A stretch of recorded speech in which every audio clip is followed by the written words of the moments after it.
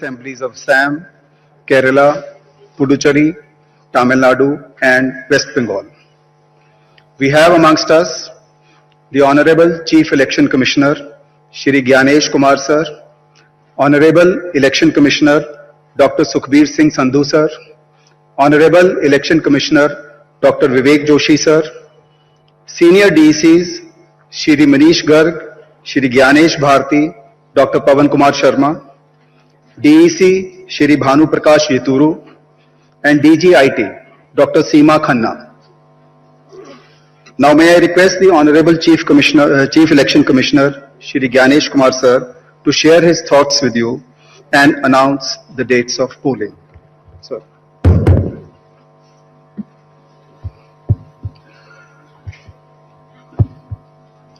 My dear electors of Assam, Kerala, Puducherry, Tamil Nadu and West Bengal,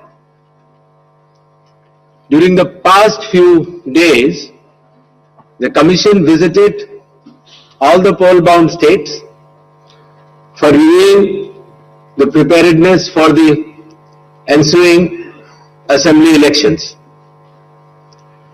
During these visits, the Commission met all the recognized political parties and received their suggestions. The Commission also met the district electoral officers, the SPs, the IGs, the DIGs, and nodal officers of all the enforcement agencies. The Commission also had meetings with the Chief Electoral Officers, Chief Secretaries and DGPs of the respective states and union territories. The Commission also facilitated the BLOs for doing an excellent work for the SIR.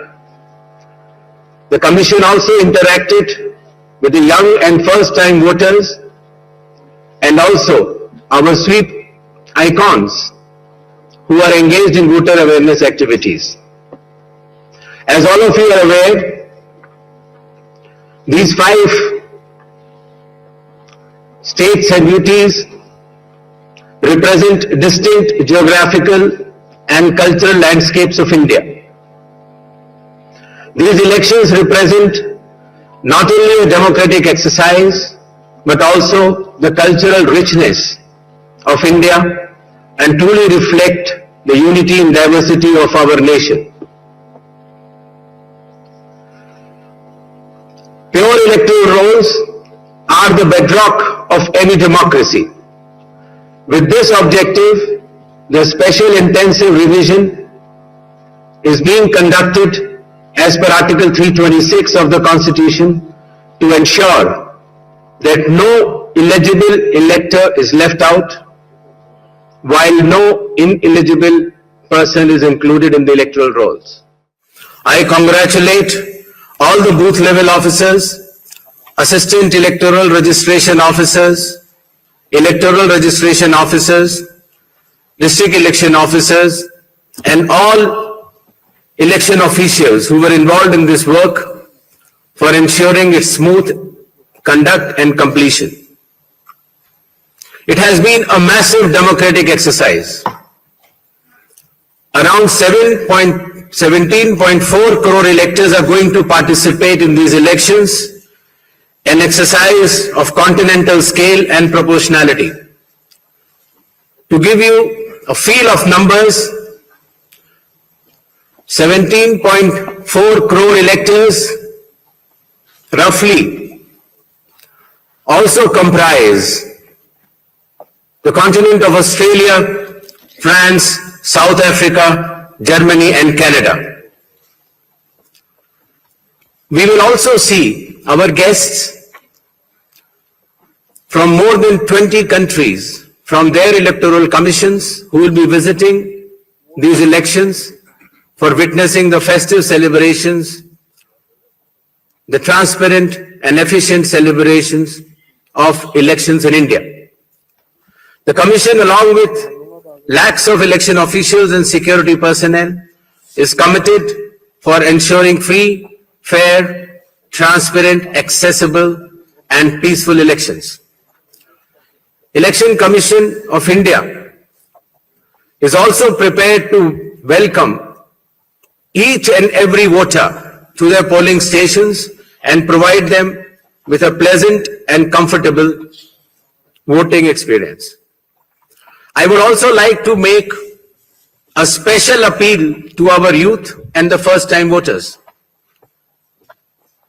My dear friends, you are about to step into one of the most important responsibilities of your life, exercising your democratic right, the right to vote.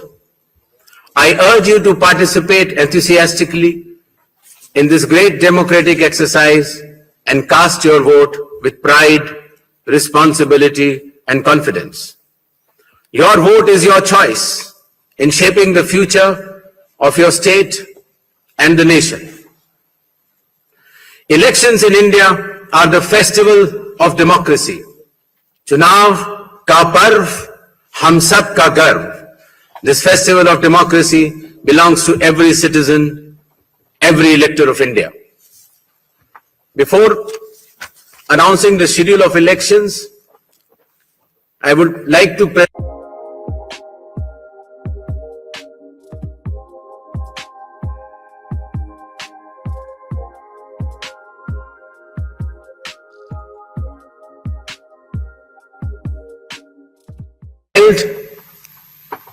in the state of Assam, Kerala, Tamil Nadu, West Bengal, and the Union Territory of Puducherry. The total electors are 17.4 crores and the assembly constituencies are 824. The number of polling stations is roughly 2.19 lakhs and the electoral machinery would consist of roughly 25 lakh personnel. To give you an overview, the end of term of Assam Assembly is on 20th of May, Kerala 23rd of May, Puducherry 15th of June, Tamil Nadu 10th of May, and West Bengal 7th of May. To give you a little overview of the electors, Assam, as per the final list, would be roughly 2.5 crores, Kerala 2.7 crores, Puducherry 9.44 lakhs, Tamil Nadu 5.67 crores, and West Bengal, the final list on 20th February comprises of 6.44 crores, and the learned judges, after their adjudication, whatever supplementary list comes, they shall be added. To give you a feel of the category of our electors, we have more than 100 years of age centenarians in Assam, Kerala, even Puducherry, Tamil Nadu and West Bengal. The 85 plus years of age electors are also good in number. Our Divyang Bhai and Bhai Behan, the first time electors, the electors from 20 to 29 years of age and service electors. These are statistics which will be circulated to you. A total number of 2.18 lakh polling stations shall be set up. Majority of them will be in rural areas. Average per elector is between 750 to 850, less than 900 in any case. The model polling stations will be set up in all the states and UTs, and there will be specially women-managed polling stations. Webcasting shall be 100% in all the polling stations, and there will be Divyang brothers and sisters managed polling stations as well. The electoral exercise in India is one of the largest and most unique exercise in the world. For example, in Assam, the polling teams undertake arduous journey of 50 to 60 kilometers from Majuli via ferry and road, cross Brahmaputra river and finally reach the remote Dhanegana polling station where 248 electors are there and they've reached there by tractor in the end. Similarly, in Kerala, Edamalkudi has around 693 electors, a tribal area of Idukki district, where the polling officials reach by completing 30 kilometers of journey through rugged off-road terrain by specified vehicles and followed by 8-kilometer trek by foot. Similarly, in Assam, West Bengal, in Alipurduar district, polling teams trekked through the Buxa Tiger Reserve Hills to reach the polling booths of 759 electors, and similarly in Tamil Nadu, Varusanad Hills in Theni district, polling officers traveled 3 hours across difficult terrain to reach 5 electors.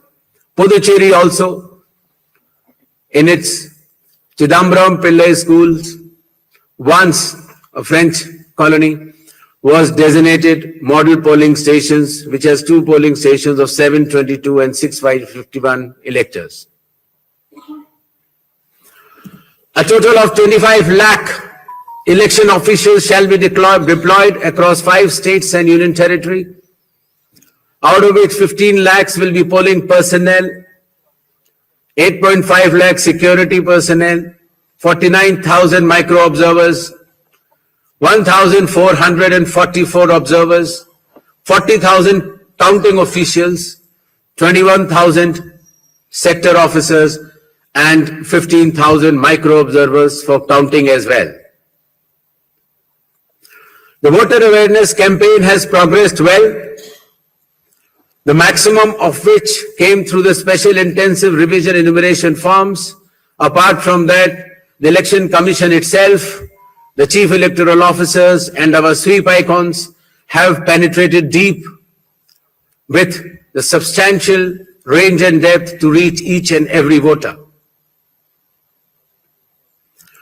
For EVM awareness, various camps have been organized at the district level and even at the returning officers level to ensure that the transparency, the efficiency, and the information dissemination regarding this transparent electronic voting machines reaches the grassroots. The EVM awareness is Assam, Kerala, Puducherry, Tamil Nadu, and West Bengal. More than 717 demonstrations centers were set up. Polling stations through mobile distribution vans were set up. People participated in EVM awareness, which is roughly more than 28 lakhs. And people who tried mock polls also, the hands-on on EVMs were more than 25 lakhs. In order to ensure a pleasant voting experience, the Election Commission has issued directions that in every polling stations there shall be provisions for drinking water, toilets, signages, ramps, wheelchairs with volunteers, help desks, voter facilitation centers, sufficient lighting inside the voting compartment with adequate shade shall be there in all the polling stations. Special care shall be taken for all our respected senior citizens and Divyangjan. The polling station shall be on the ground floor. There shall be ramps. They have priority in voting. For seating arrangements, special benches shall be put up. They can also apply for home voting, and sufficient transport facility also will be available to our respected senior citizens and persons with disabilities. During the recent 12 months, the Election Commission of India has taken more than 30 new initiatives to ensure that elections are more transparent. The experience to the electors is much more pleasant, and all the stakeholders get all the necessary information as soon as possible. The first one of them has been the special intensive revision, which ensures, in accordance with Article 326 of the Constitution, that no eligible voter shall be excluded, while at the same time no ineligible person should be included. Amongst the new initiatives, just outside the gate of the polling station, an elector can go, deposit his or her mobile, go and vote inside and come out and collect the mobile and go back. In order to identify the candidate to whom the elector wants to select, there shall be colored photograph of all the candidates on the EVMs.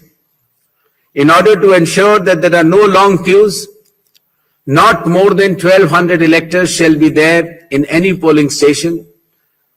The candidate booths can be set up just outside 100 meters of the polling station, and the voter information slip will have a clear number mentioning the voter's polling station, its number, and his part and serial number. Amongst the other new initiatives, one major initiative has been that all the applications of Election Commission of India now are under one app which is applicable on mobile, available on mobile, and it is called as ECI Net. All the necessary information across all the stakeholders is available,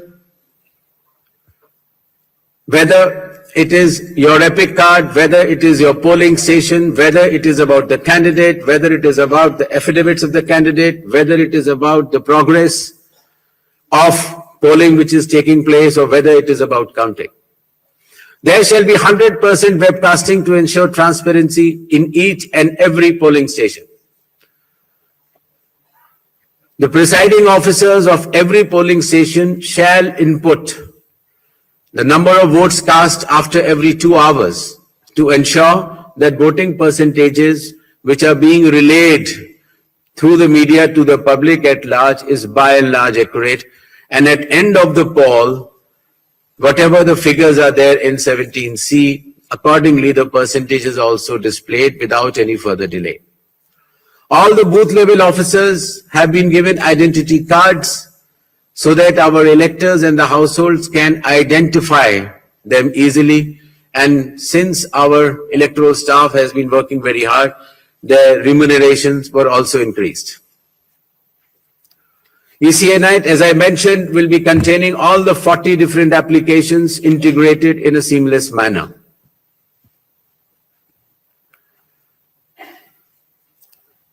In another initiative to enhance transparency, the postal ballots will be counted 2 rounds before the EVMs. Similarly, all the statistics relating to the elections shall be available through ECI Net itself within 72 hours of counting being over. In case of any difference because of typographical errors between 17C, which is given at the polling stations, to all the polling agents who are present, and the EVM count, if there is a difference, the VVPATs of that EVM shall mandatorily be counted.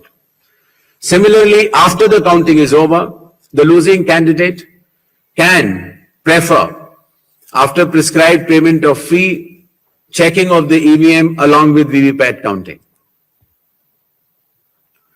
In order to ensure that the entire process is done similarly at all the polling stations, a gigantic training effort has been undertaken by the Election Commission of India by training officers right down to booth level officers by the Commission itself.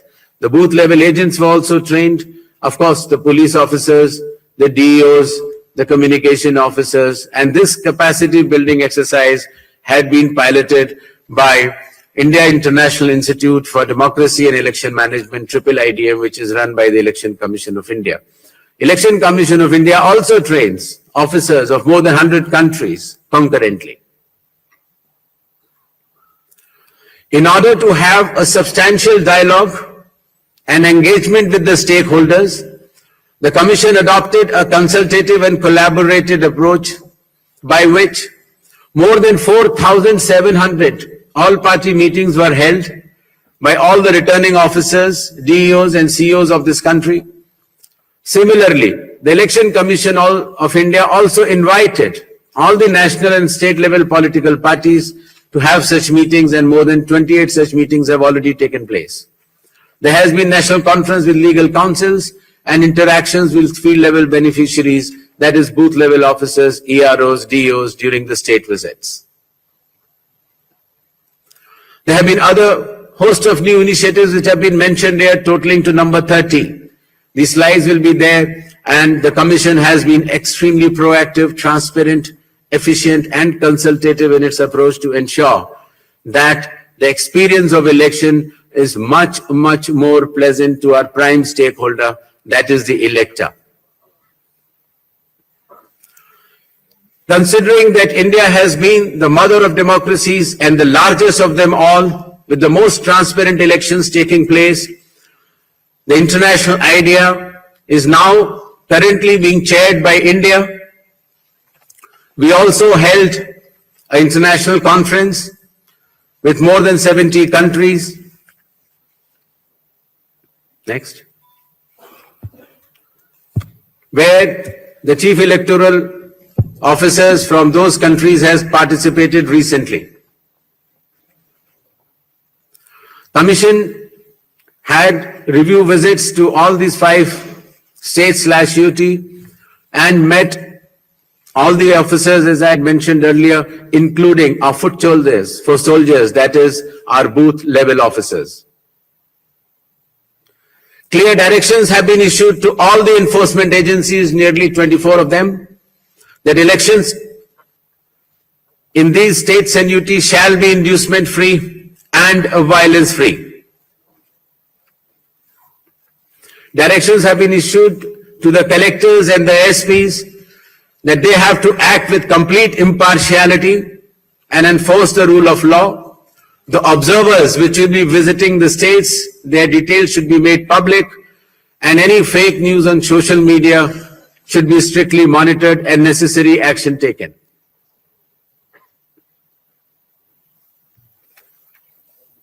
Shall we move to the poll shilling announcements now? Next. All 126 assembly constituencies for Assam, the polling shall be just in one phase, and the polling shall take place on 9th of April, Thursday, 2026. The counting shall be on 4th of May. All 140 assembly constituencies of Kerala shall also go for polling on 9th April, that is Thursday, and counting shall be on the same day, that is 4th May 2026. Puducherry also will go along with Assam and Kerala. The date of poll is 9th April and the counting will be 4th of May. Tamil Nadu.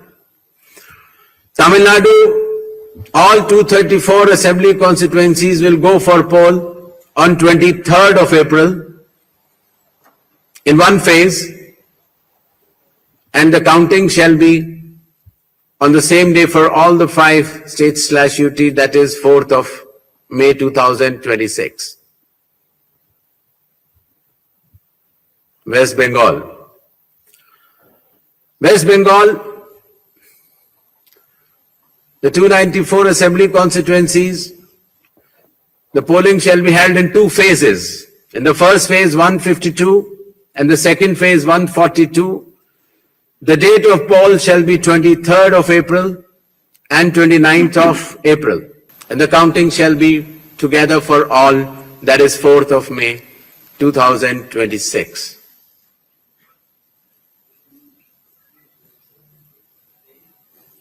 There will be 8 by-elections also, that is Goa, Gujarat, Karnataka, Maharashtra, Nagaland and Tripura. The name of the constituencies are mentioned here and the reasons which will be circulated to you. And the schedule would be that the assembly constituencies for Goa, Karnataka, Nagaland and Tripura will be held, the polling will be held on 9th of April, and for the assembly constituencies of Gujarat and Maharashtra on 23rd. The counting shall be on 4th of May for all the cases. Thank you.